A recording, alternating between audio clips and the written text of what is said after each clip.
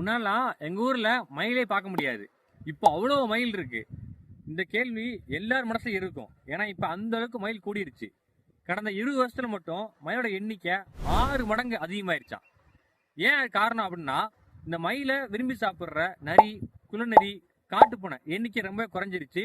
இந்த நரி குள்ளநரி தான் இல்லவே இல்லைன்னு சொல்லலாம். ஏன்னா நம்ம ஃபுல்லா வேட்டையாடி கண்ணிச்சு அதெல்லாம் கொண்டுட்டோம் நம்ம. அதோட பாதிப்பு தான் மயிலோட எண்ணிக்கை டபடபடபடம் அதிகமாயிருச்சு. அது எண்ணிக்கை அதிகமான பரவாயில்ல, என்ன பண்ணுது, இருக்கிற பூச்சி, வண்டு, பாம்பு எல்லாத்தையும் பிடிச்சு சாப்பிடுது. இப்ப பாம்பே இல்லை அப்படின்னா எலி எண்ணிக்கை அதிகமாயிரும். எலி என்ன செய்யும், நேரா நம்ம விவசாயத்துக்குள்ள புகுந்து இயற்கை எல்லா பயிரும் நாசப்படுத்திடும். அது மட்டும் பண்ணும், இந்த மயில்களுமே அதிகமான பயிரை நாசப்படுத்துது. நிறைய கேஸும் வந்திருக்கு. அந்த மயில் என் நிலத்துல புகுந்த பயிர் நாசப்படுத்துது அப்படின்னு சொல்லிட்டு ஊருக்குள்ளேயும் வர ஆரம்பிச்சிருச்சு. ஏன்னா காடுக்குள்ளே இடம் பத்தம் சொல்லி ஊருக்குள்ளேயும் வருது. ரோட்ல போற குழந்தைகளும் வெட்டி வெட்டி கொத்துது.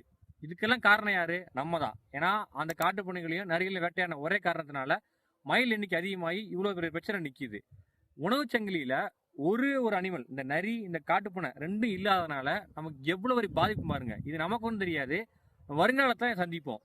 அதனால முடிஞ்ச அளவு இருக்கிற இயற்கையை சிதைக்காம, உணவு சங்கிலியை உடைக்காம, முடிஞ்ச அளவு அதை திரும்பிய புதுப்பிக்க முயற்சி செய்வோம். இயற்கையை பாதுகாப்போம். இயற்கையோட சேர்ந்து வாழ்வோம்.